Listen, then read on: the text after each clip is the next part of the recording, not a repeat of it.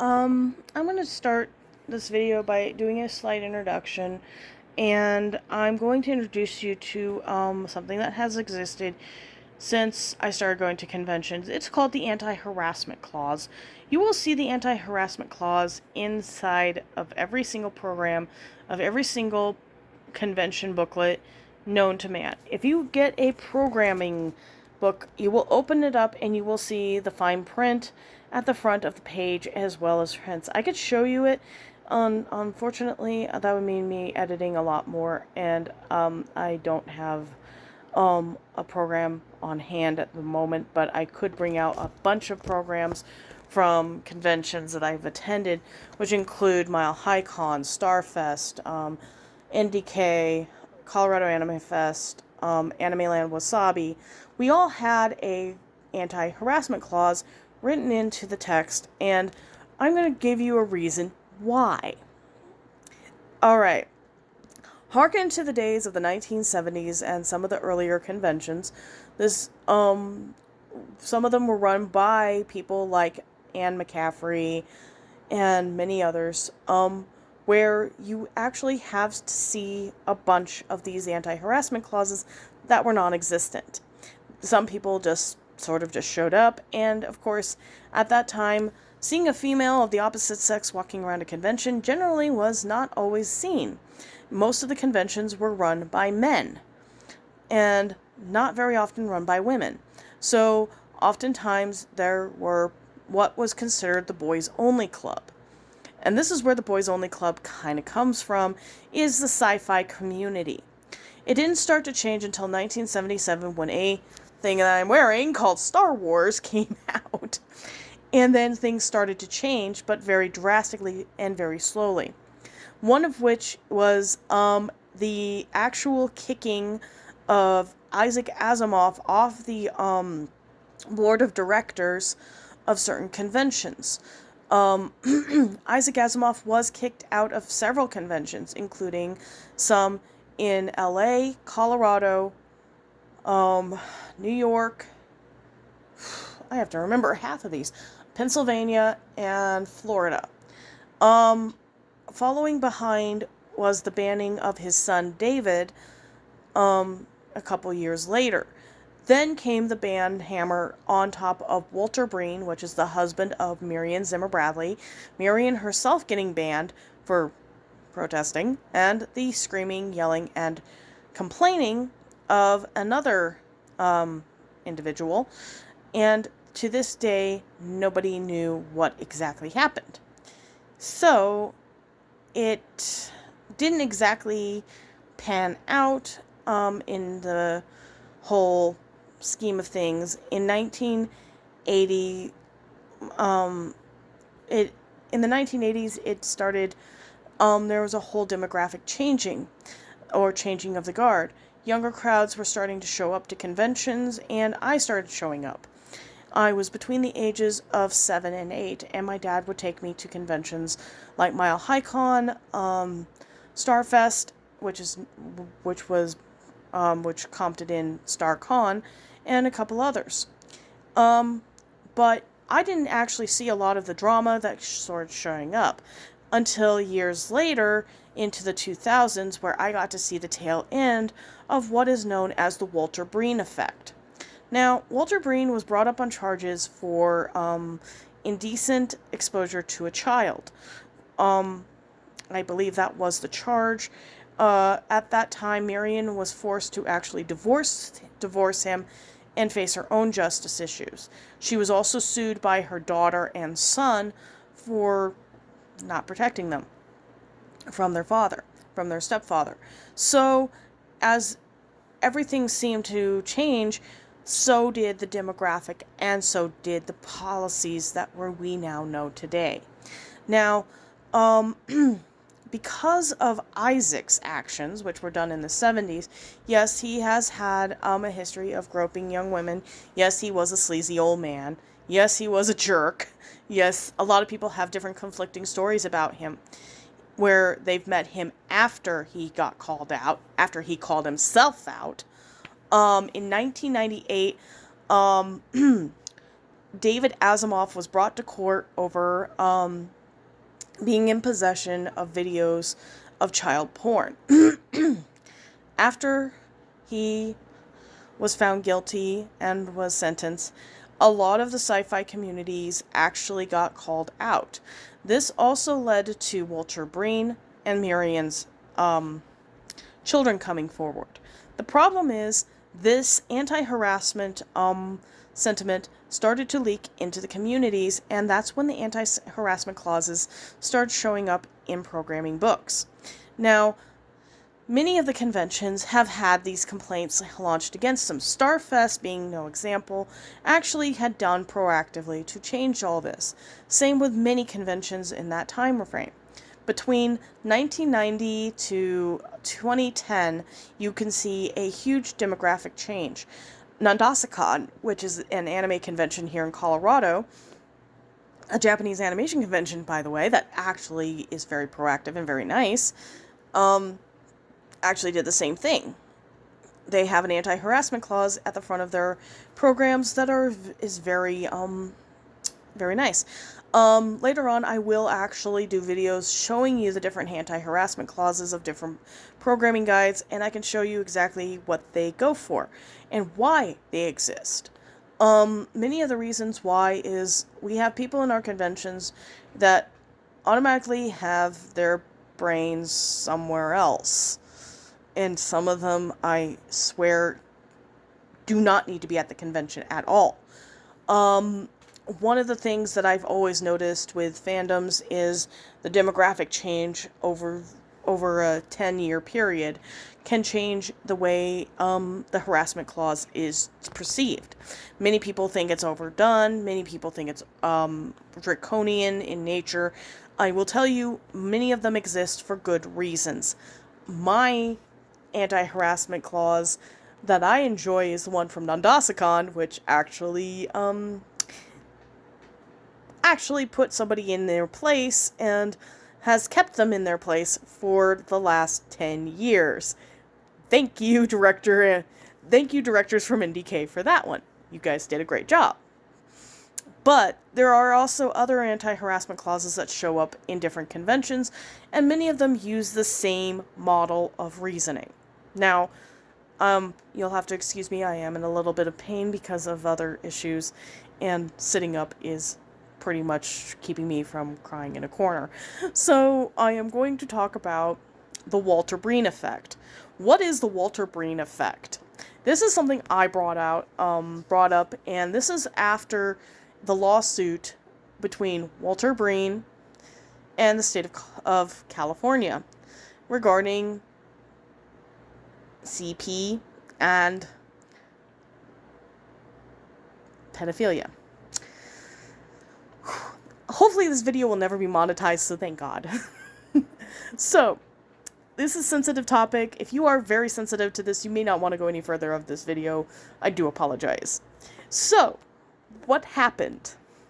Walter Breen was brought up on charges for being in possession of child porn, and also there were alleged victims, and also his own children, or stepchildren, stepped forward. Yeah, he got told off a lot. He also was sentenced and and he died in jail. Miriam, unfortunately, who was also an accomplice, never saw justice. Her victims never saw justice. I feel bad for her family, and I feel bad for anyone who had to deal with this woman.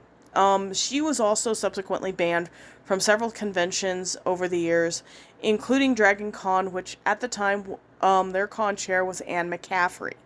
Anne McCaffrey, who is the badass woman of sci-fi. Yes, she is the badass of sci-fi. She is a fucking bitch. She will yell at people. She was not a happy person when it came to dealing with her baby, which was Dragon Con. It's a shame that Dragon Con fell the way it did with some of its directors, but as you can see, over the years, Dragon Con has retconned itself and changed a lot of its policies and changed directors over the years. Many of their directors have been good, many not so good, but we'll go into the history of conventions later on. I'm actually thinking of doing an entire video set of different conventions that I have attended and their histories. And many of those are actually pretty cool. Much of them, like Mile High Con, StarFest, and Nan Desu Kan, all had their had all been at one time grouped together, and then started subsequently breaking off as they started having their own individuality being brought out. One of them, Becca Varner, who was the owner of Nan Desu Kan for a while. Actually, I would love to do a video with her and I doing another interesting collab of discussion on the history of Nan Desu Kan and what we expect to see in the future. I personally like Nan Desu Kan as a study because it actually has changed over the 25 years I have seen it. Same with StarFest and same with Mile High Con.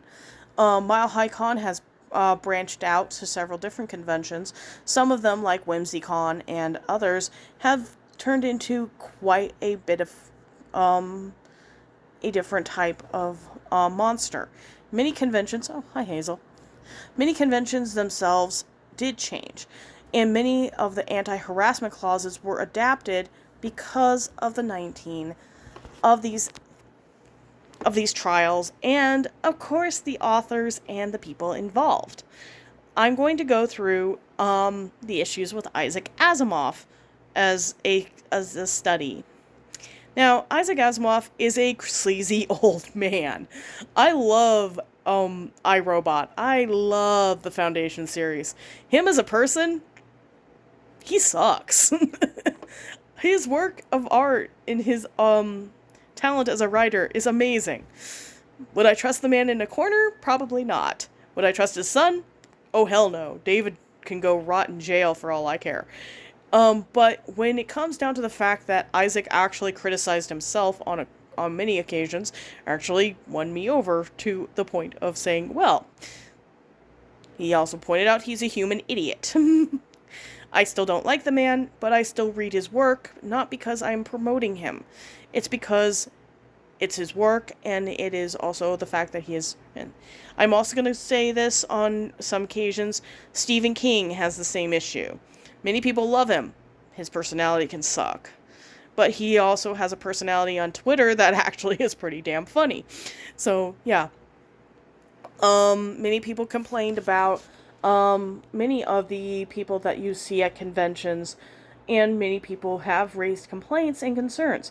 One of which was brought up by a VA by the name of Vic Mignogna. Have I met Vic Mignogna? Yes. Twice. Was he polite both cases? Yes. In a crowd, he is a nice person.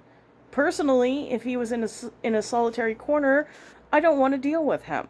I have met Christopher Patton. Twice. Nice person. Jamie McGonigal. Awesome person. All of these people I have met personally, and I have had personal friendships with.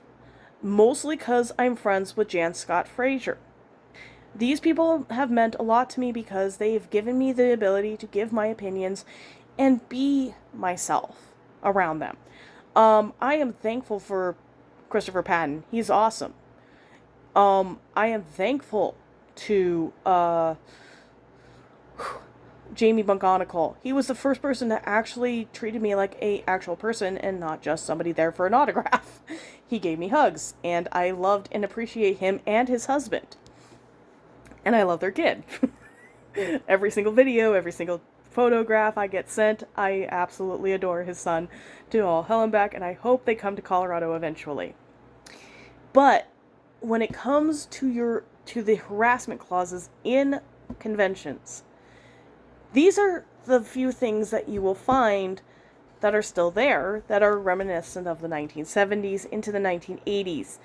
The personalities have changed. The 90s have changed us in a very interesting way. We are no longer living with the fact that there are VAs that are complete and utter jerks. We have authors that are complete and utter jerks. I can give you an example of one author that I respect to all hell, and he has written many of my great Star Wars books, and that's Timothy Zahn. I respect him quite a bit. but also I respect him enough that I will distance myself. Same with many other people. I have met Hale Appleton from The Magicians. I've made jokes with him, and most of it is just ha-ha humor from the fandom. But as you can tell, the changes in our fandoms have kind of grown away from the 1970s and 1980s issues. But the thing is, we have a whole new breed of issues. Now, I'm going to bring up the whole new breed of issues in a later video, where we're going to discuss the issues I had at a convention with another friend of mine who actually had the same issues. And hers are a lot worse than mine. And I'm not going to go into detail on that one. I have to talk to her and chat with her and do the YouTube video where we are talking about the situation with Walter Breen. The Walter Breen effect still affects all of us. It doesn't matter what convention you attend. You could be going to Anime Expo and you will see the same thing. You could be attending stuff like, you could be attending stuff here in Colorado where I'm at, and you will still see the same thing. Problems is never changing. You're always going to see it. You're always going to be around it. I was talking on Cancellation Con, and there were people that were vehemently defending Isaac Asimov and saying he was a gentleman when they met him. But the thing is, what do you know behind the closed doors? Do you sit through his panels? Do you understand the difference? The thing is, female fans have a totally different take on what the fandom looks like. That's the same thing with the sexism that exists, and that's a totally different video in itself on where the anti-harassment clauses sit. It isn't just aimed at females. Males have had the same issue. And I've seen males get sexually harassed by fans. Female fans in the anime fandom who are yaoi fangirls will automatically irritate the living hell out of me sometimes. I used to be a yaoi fangirl, but I was not to the extent of, say, certain ones that I've met. And they will harass males, and it drives me freaking nuts. But I'm going to talk about the issues with the fan base in general when it comes to the anti-harassment clauses. Each convention has a different view of how it should be handled. I, on the other hand, have gone to conventions here in Colorado where it was handled very well. Nan Desu Kan has one of the best anti-harassment clauses out there when it comes to dealing with people who glomp, which is a form of hugging. If you tell somebody you are not into glomping, that person better step away. Unfortunately, we have Box of Rocks, who couldn't understand that part of it until you kind of have to take your hand and shove him away. Or threaten him with bear mace, which, by the way, the only person I've ever known to do that, she almost got banned from the convention for bringing bear mace onto the floor. And that was about, I believe, 2011. She actually threatened to bring bear mace. And, did he know what bear mace was? No. He was an idiot, so he didn't know that it was aimed right at his face. She didn't squirt it, but she definitely gave him the clear picture she did not want to glomp. Glomping was actually, considered sexual harassment. It was, at Nan Desu Kan. And it still is considered sexual harassment because, guess what? It is. Because I don't want to be jumped on and hugged like that. That's kind of gross. Especially when the person doesn't shower. Which is often for that guy. Then there's also a few other people that I personally am glad that certain people did get banned from the con because of it. NDK Nan Desu Kan has some of the best rules and regulations on that. Although they can get a little draconian at times.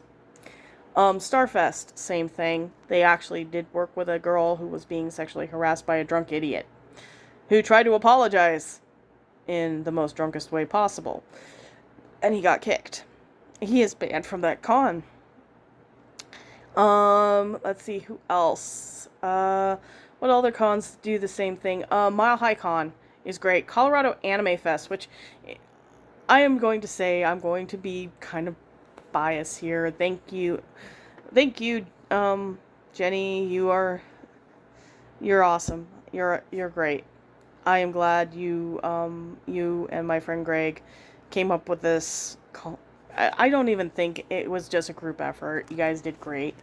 And who else is on your staff for that convention is truly deserves a hug from me and a bunch of my friends. But Colorado Anime Fest and a bunch of other conventions have the same anti-harassment clauses. I know Anime Land Wasabi had the same thing, and I was harassed for years by several different people because I took sides.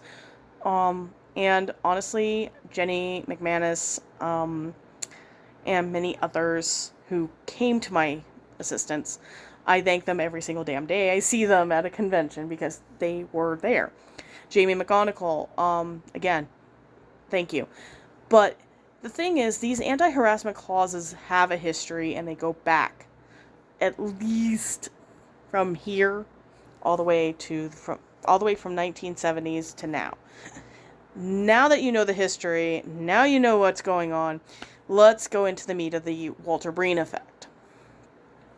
Now that the Walter Breen effect is now being opened up, I'm going to say this, and this is going to take about 10 minutes to do. The Walter Breen effect comes from the fact that there are always going to be those pedophiles that show up at conventions. These are people that do not need to be there. Rox is one of them. And honestly, I have told convention staff when I see Rox show up that they better keep an eye on him. That he needs to stay away from kids. He needs to stay away from girls especially.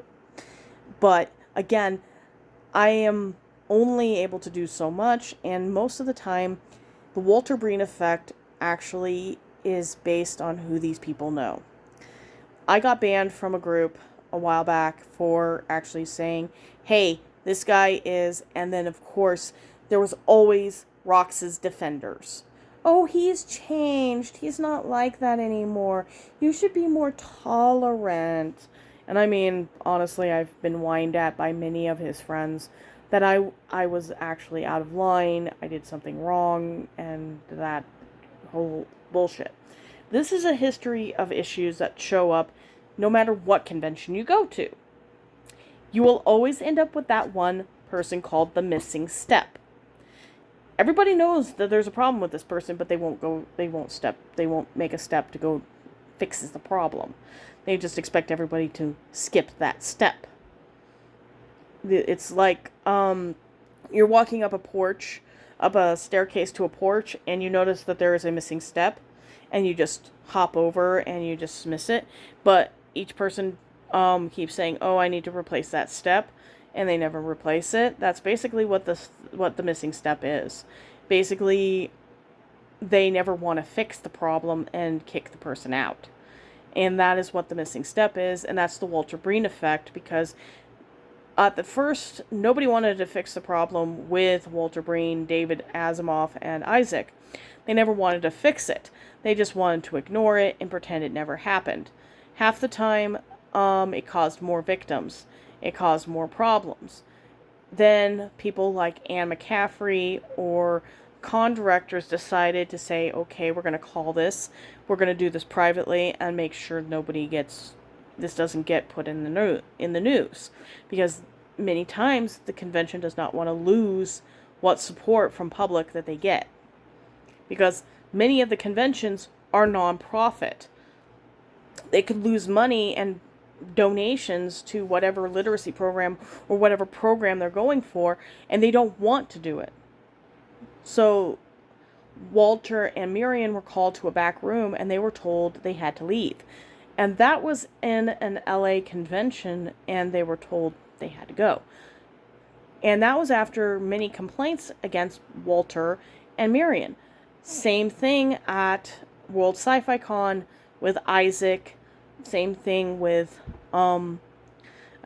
Dragon Con where Anne McCaffrey just went, okay, that's it, I'm done. And she made a public announcement. She publicly outs a lot of people about that. And that's why she's known as the badass of the sci-fi community at times. Many people don't realize that many sci-fi directors don't make a public announcement.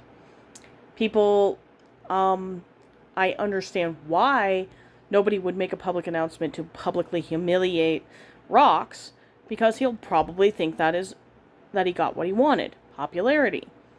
Truthfully, that's not what ousting somebody is for. Truth and honestly, the reason why Anne did it is she knew that Marion and Walter would not sue her because of how much the allegations were. And this was back in the 1990s. Between 94 and 95, many different complaints were launched against many of the grandfathers of sci-fi. And many of the times, it was called out on multiple occasions.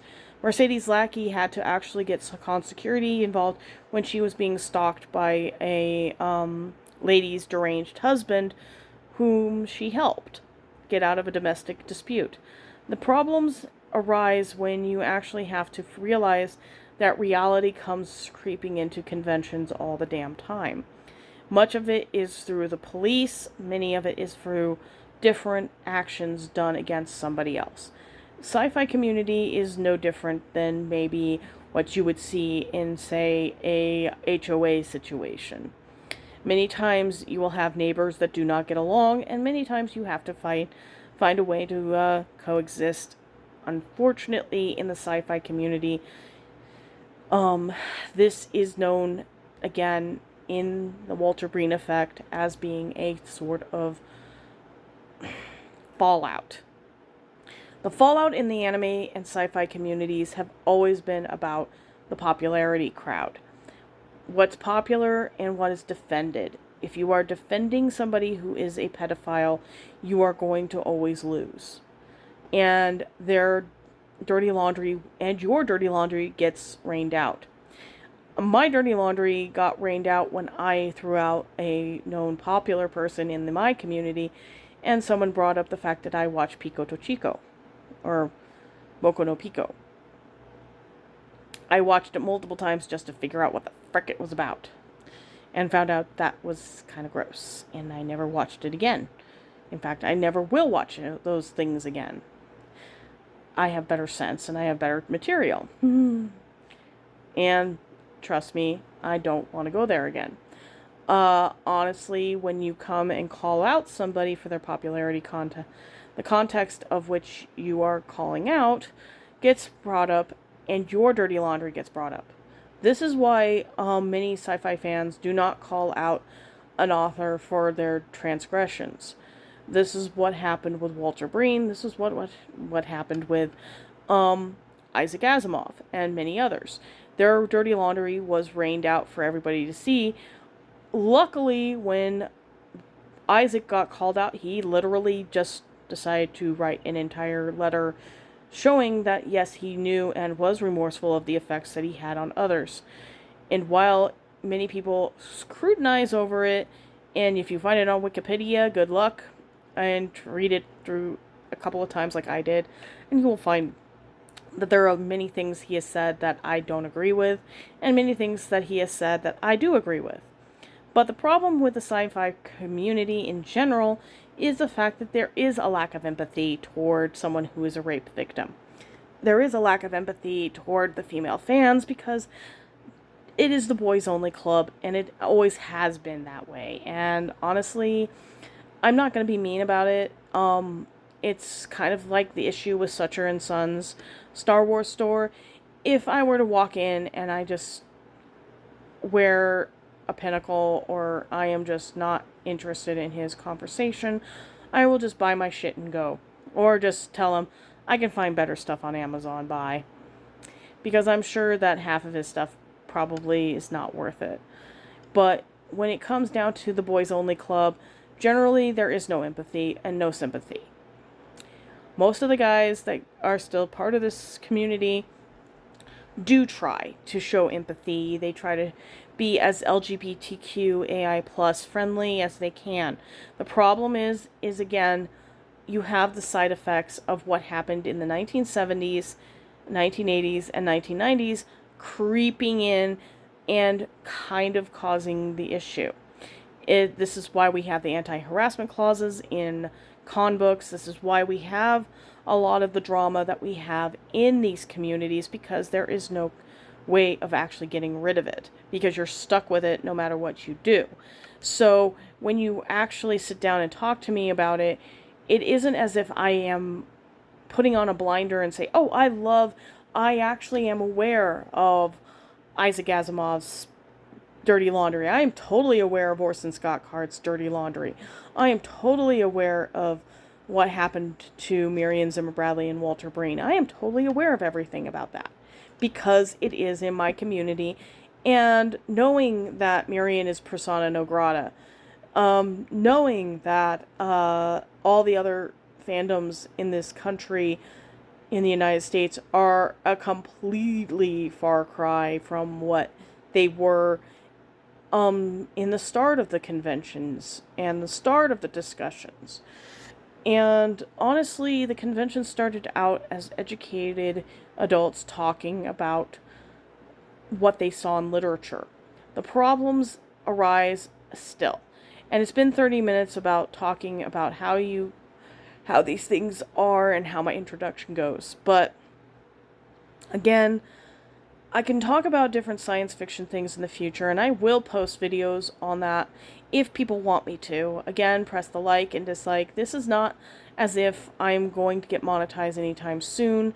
This is just a minor issue that I've been discussing with myself and many of my other peers in the group. So, again, have a nice day. I'm trying to recover from being sick, so have a good one.